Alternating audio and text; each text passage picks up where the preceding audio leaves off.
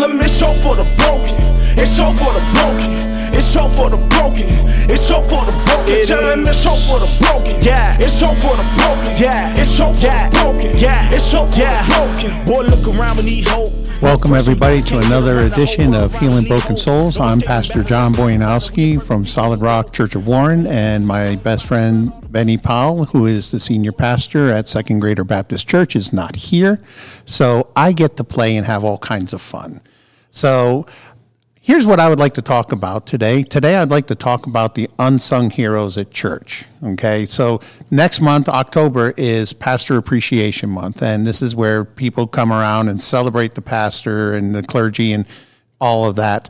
But I wanted to include everybody, because everybody in the church is called to ministry of some sort.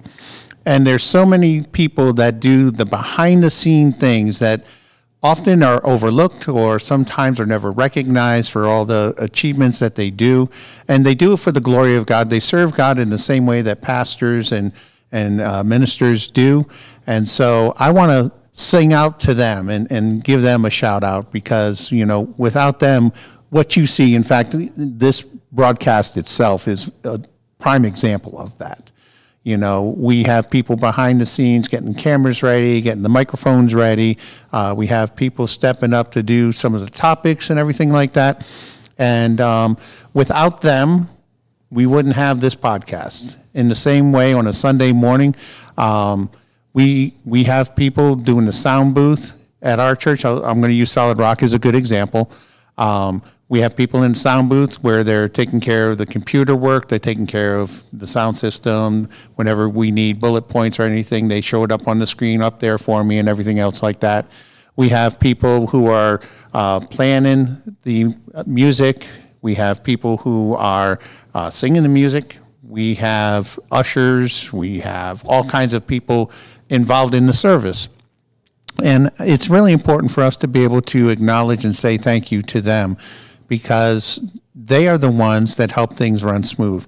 So like our church, we do a Facebook Live rendition of it. And so when we do that, you know, we have a lot of people being involved with that. And so we got to make sure somebody's watching that and making sure that if any questions pop up or whatever, they let me know and everything along those lines. So let's start off with those people who are Sunday school teachers.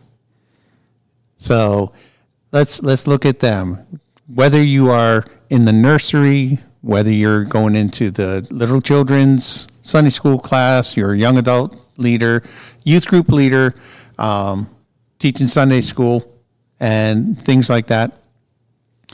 Do you know how long it takes somebody to go ahead and prepare for those lessons?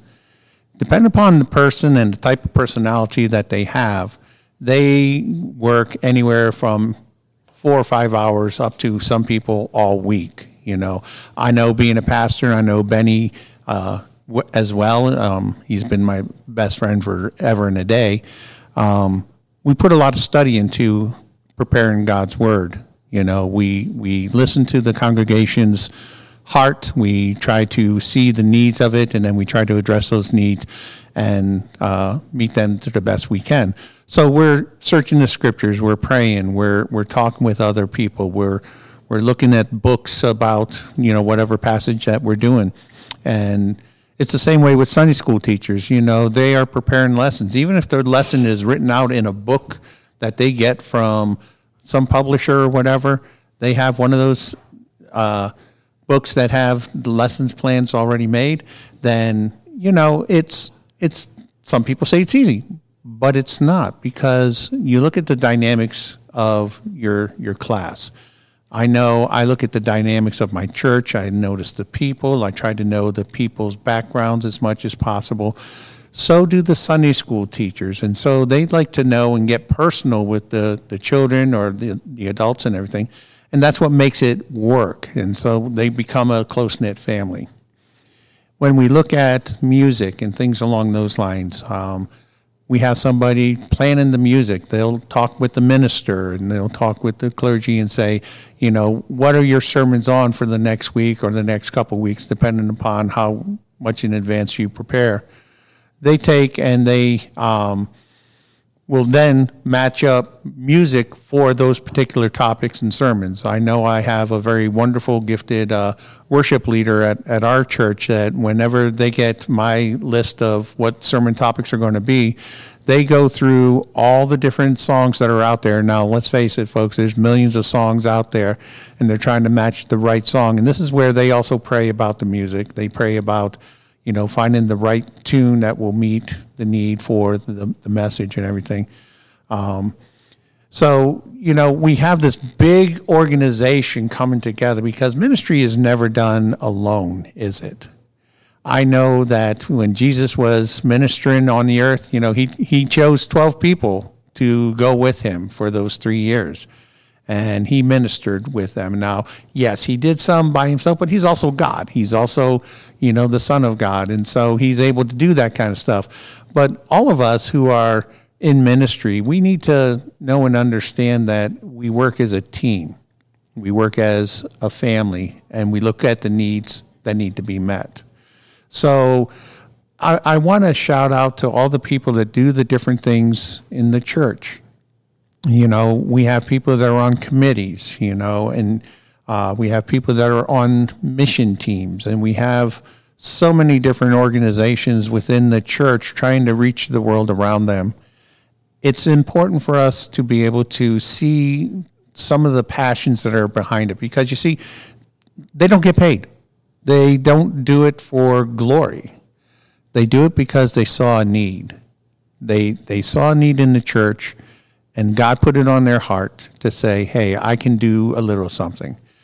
And so I want to encourage you, you know, anybody who's watching, anybody who's listening, I want to encourage you to find your place, your little niche in the church, because there's something for everybody.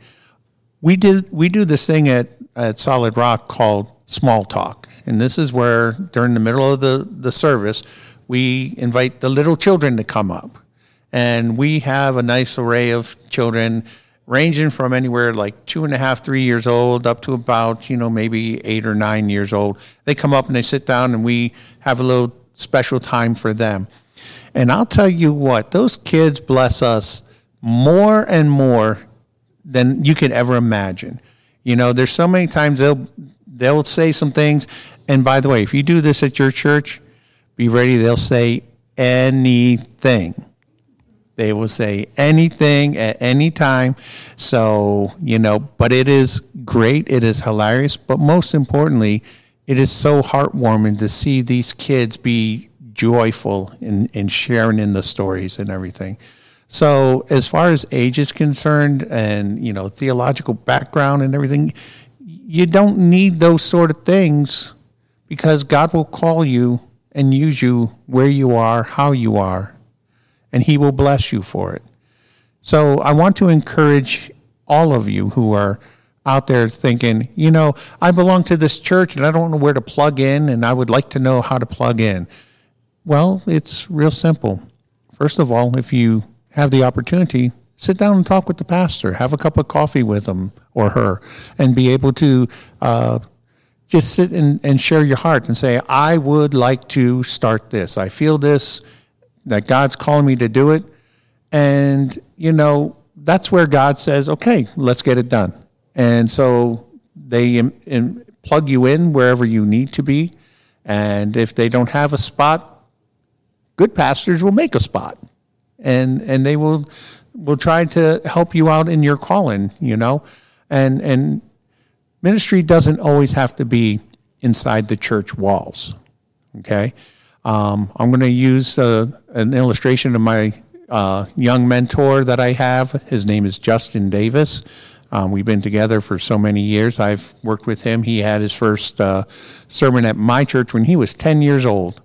And let me tell you, boy, he did a fantastic job. And we had another young man named Darius. But we're going to focus on Justin.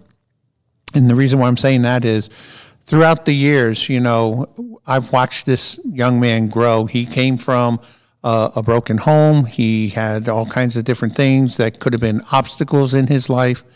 And he stuck to it. He decided he wanted to work with the youth. And right now, he started earlier this year being one of the youth pastors at the City Church in Fort Wayne, and I just seen him today, and he was telling us about the blessings that he got for being the pastor there and how his ministry is growing and everything. And so, all he did was say, I'm thinking about either being a ball player or going to be a preacher. And so whenever you have opportunities like that, take them. So as Pastor Appreciation Month comes around, I want you to know and understand that this is for everybody, not just the clergy, but this is everybody as ministers, because every time we take and minister to the last, the least, the lost, we give a cup of water to somebody, or we are able to take and just be able to love on somebody when they feel unlovable, or hold them when they feel like they're broken. And that's the biggest thing, is as you're taking and thinking about brokenness, this whole podcast is Healing Broken Souls. One of the best ways to heal broken souls is to reach out to those broken souls and just minister to them. So I just want to say thank you to everybody who supports the ministries.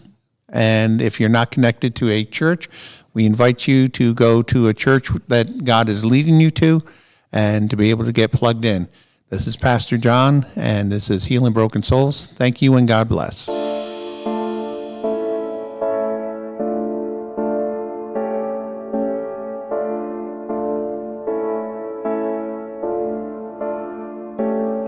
Look around, we need hope. Dark world, we need hope. Broke world, we need hope. We all need hope, need hope, need hope. Look around, we need hope. Broke world, we need hope. We all need hope. But tell them it's hope for the broken. It's hope for the broken. It's hope for the broken. It's hope for the broken. Tell them it's hope for the broken. Yeah, it's hope for the broken. Yeah, it's hope for the broken. Yeah, it's hope for the broken. Boy, look around, we need hope. No question about it, can't get around, the whole world around us need hope. No escaping about it, let's talk about it. We imperfect people who broken. Our own hearts, our own pride, I swear all of us be broken. It's a cold world and it's full of lies.